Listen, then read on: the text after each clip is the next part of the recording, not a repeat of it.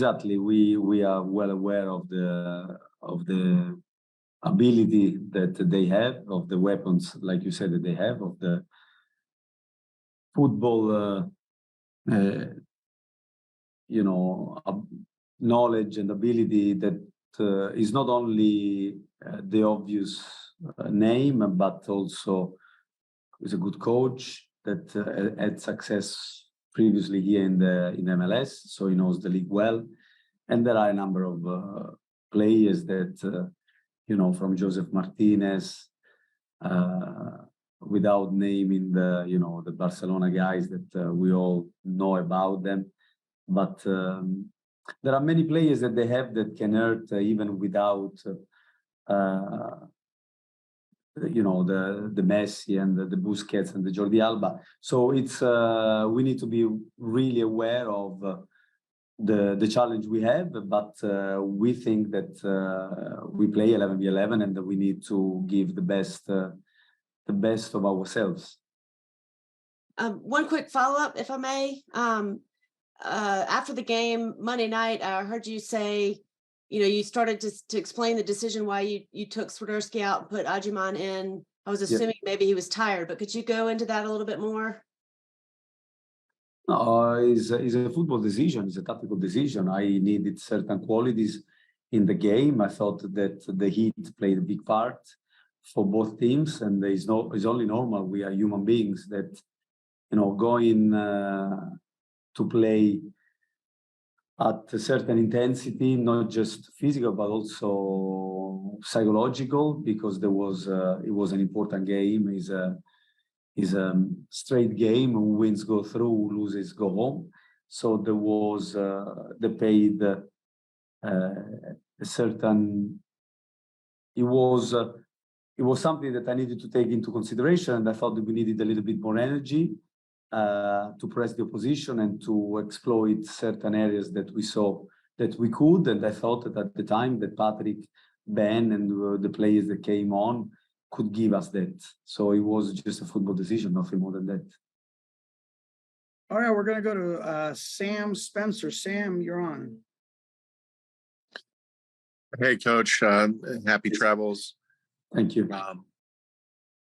So my question is, how important is this game, do you think, in the context of the entire season? The most important game of the world, of every that has ever been played in football. No, it's an important game, Sam. As I told you and as told many of your colleagues on a number of occasions, I think that every game is very important. Every game you play at professional level is a blessing and is a possibility to challenge yourself, the opposition. So every game is very, very important. This is another important game, especially for a club like us that is a brand new and is developing the history. So I think we have the possibility to go to the next round of the inaugural season of this competition that I think is a very interesting competition. So again, very, very important game, but every game for us is very important. But we take it very serious every game. All right, let's go to Will, please. Thank you, Gabe. And how are you, Christian? Good, thank you. Thank you, Will. I hope you are well too. I am. In terms of availability, do you have any changes in player availability in terms of players you might have back and anyone you might not have available that we don't know about? Obviously, we know about Nathan being suspended for a yellow card. Yeah, Nathan is not going to be, obviously, unfortunately, of the game, because I thought as well as that he was doing well and growing into the role, I think he deserved to play this kind of game. But listen, we want to do well also for him, to give him another shot. I think we welcome back Bill Tuiloma, that is trained with us, and slowly but surely is coming back to he made his recovery. So he trained with us. He looked fine and is going to be part of the squad. Other than that, we're going to stay with the same squad. Unfortunately, we still don't have Yere Uronen for the reasons that we said in the past, so for bureaucratic reasons, and Enzo and Mackenzie are recovering from injuries, as well as Amadi Diop, so we will keep the same squad, adding Bill Tuiloma instead of Nathan. Steve Goldberg. Hi, Christian. Hello, The goal Steve. that Houston scored kind of showed the problem You that haven't digested yet. Yeah. yeah, go on, Steve. Okay. The goal that Houston scored showed, exposed something that's been a problem several times for Charlotte over the season. We're kind of losing track of players, letting them, get into good areas and not being covered. The Houston goal, several players were, out of position, trying to do something that allowed the passer to get the ball and then the goal scorer to receive it on the weak side. How do you correct something like that? Is this a communication problem that needs more vocal leadership in the back? Because Miami, Messi is a type of player, he can ghost away from guys when they are paying attention to him. Of course. He has done that all his career at the highest level. So obviously he's going to do it here as well. He has done it in the past. No, we have a certain structure, Steve, that we follow. I thought, again, I watched that, and there are a couple of things that we could have done better to prevent the situation to develop in the way it did. Then after, when and to give credit to Dorsey, he eliminates our first line of pressure, and then he runs very aggressively towards the middle. Then we make another mistake of that we work, but we didn't follow the principle. But I also know that the things go so quickly, and then after, when they go wide, we try to put us in practice or in place a structure that should prevent that. And again, giving credit to them, Quinones find a great ball, and Corey Bird finished well. And I know that you think that Jordi Alba and Messi can do even better. But we have to minimize those transitions. But it was also the possibility. We also had the possibility to stop that before it developed. Then after, when it develops quickly like that, you try to reshape to a structure, the organization that we know, that we work towards. And in many cases worked, because they also had other chances. And we managed to minimize that. But that's the challenge that every team faces when it's penetrated, when it's facing a transition, as we say nowadays in football, but it's a counter-attack. So, yeah, obviously, the more vocal you are, the more experienced you are in those moments, the more you can communicate loud and clear, the better. But keep in mind that we had a back four with Andrew Privet that is still, for me, is doing well, but he's still learning his game. And Adil also, that is a young player. But situation like that will make us improve, and hopefully to be even more solid the next time that will happen. Vamos a Claudio Bonus de la Barra.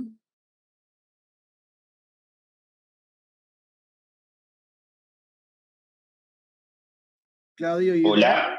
Yeah, Hola. Hola, Claudio. Bueno, te voy a pedir que me ayudes a traducir. Chao, Cristian.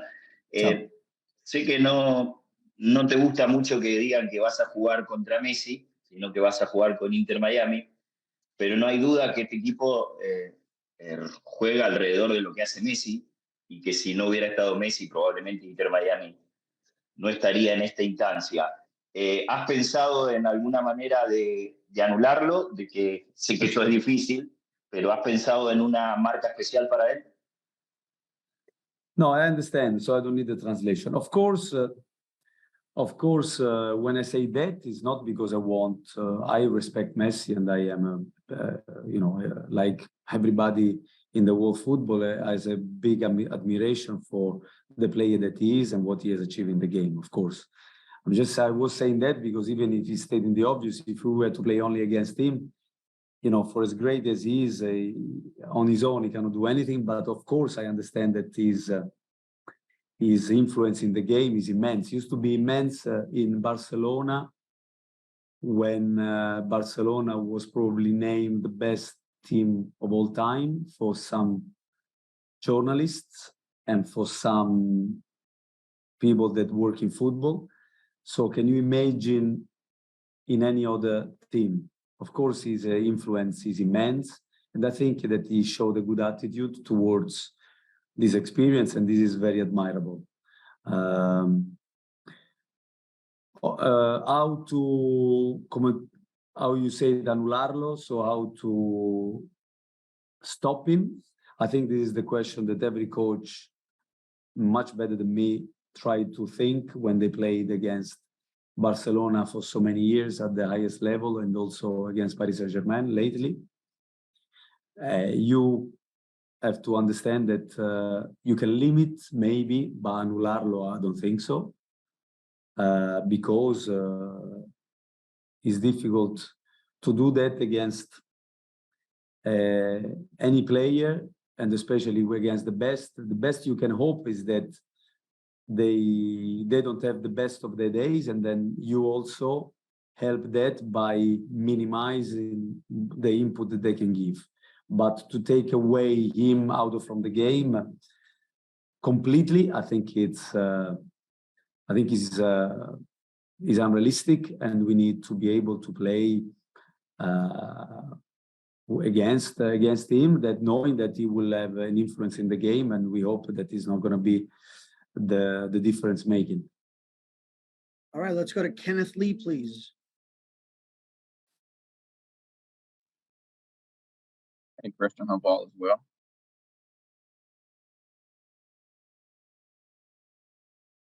Go ahead, Ken. Oh, I'm sorry. So, heading into this match, obviously you guys are on a pretty relatively good win streak in Leagues Cup play. What's the morale like, and how is your form going to take into play when it comes to taking up against Miami? Yeah, I think and I stating the obvious, no? When you have good result as a team, the morale is higher. But the challenge for every coach in sport in general, not just in our sport, is to create something that can be, to a certain extent, result proof. What I mean is that if you have a good process and the team is playing well, sometimes you don't get the reward that you deserve. And you have to keep building and believing in what you do. The result obviously is always helps massively. But I want to say that our team, and especially I want to congratulate with this group of players, because they kept going and they have been relentless and really professional and really intense in the training, also when the result didn't come. And this is, for me, important to build the mentality, because the mentality is not something you can buy at the supermarket. It's something you have to build on a daily basis, and especially against adversity. And I think when you build that kind of mentality, that kind of resilience can help you to get results, not the other way around. So it's very important for us to be clear about that. All right, we're going to do last three questions. They're going to go to Antonio, Sam, and Will. So go ahead, Antonio.